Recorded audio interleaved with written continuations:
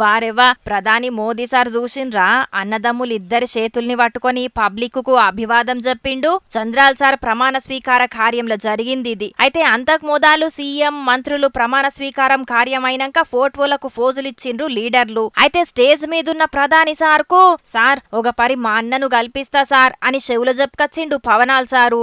ఏమున్నావయ్యా నువ్వు దీనికే అడగలనా, పా పోదాం నేనే కలుస్తా మీ అన్నని అని పవనాలు చెయ్యి పట్టుకొని చిరంజీవి తానకు పోయిండు మోదీ సారు. ఇగిద్దరు స్టార్ల చేతులు పట్టుకొని పబ్లిక్ కు అభివాదం చెప్పిండు గిట్లా.